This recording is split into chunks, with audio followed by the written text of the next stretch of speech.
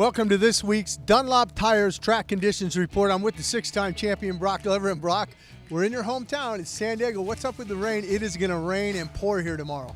Well, it's pretty rare, like you mentioned, this is my hometown, and it's pretty rare when we see a weather forecast to come up with a 100% chance of rain, but they've got 100% in every place I've looked, so I think they're pretty darn certain. And also, they're also calling for about 20-mile-an-hour winds, so that's going to be interesting. So that being said, back at the Dunlop truck in the pits today, pretty much every team is mounting up one traditional knobby and one full paddle tire, what we call the MX-12, which is a scoop version or a paddle tire traditionally used more in the sand.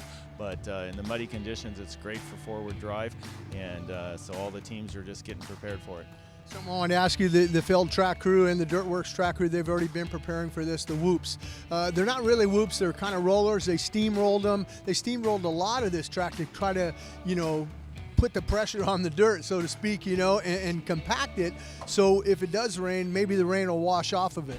Yeah, I think they know, they've learned a lot in the last years, and they've just been doing a great job. I mean, even last year at Seattle, when we had such a big messy conditions there, they learned that just to remove some of the obstacles, some of the rhythm section, also to do, maybe take down the whoops a little bit, maybe some of the jumps, let the riders build a little speed between each obstacle, and actually at that point they can actually get airborne, do some of the double jumps, and look like riders that are professionals that we know they are. But, it's tough. Stadium race in the mud is probably a little harder than the outdoors because it's an artificial dirt, and it makes it very difficult to go over the obstacles when you don't have the traction, and it's the dirt that's not used to being rained on this much.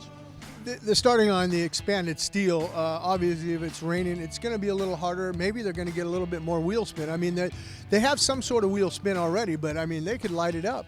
Absolutely, it's very, very important to not overdo it on when the metal grate gets wet like that. And some of these teams, I've been out there when they've been testing, and they do practice that. And if they know there's rain coming, these guys this week, I'm sure they were out practicing and throwing water on top of their practice gates. So, it's going to be a challenge, and the whole shot is so important when it's muddy like this to get out front, because especially, as I mentioned, if you're running the MX-12 or you're running some sort of a paddle tire, the roost is unbelievable. I mean, the goggle guys hate the tire guys when they start mounting those on because it just makes visibility very difficult. So the start becomes that much more critical. Well, the key for me, then, you talk about the MX-12. Did any of those guys you mentioned that, hey, during practice this week they put water, did any of them mount up an MX-12?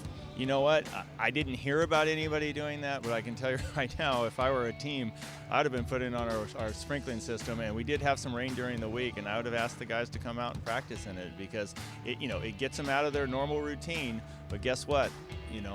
When you're racing in mud at a stadium race, that's not your normal routine either, and you got to be good at it. This can make the difference in the championship if you get a couple of muddy races throughout the series. Well, that's it for your Dunlop Tires Track Conditions Report here in San Diego, California, Petco Park.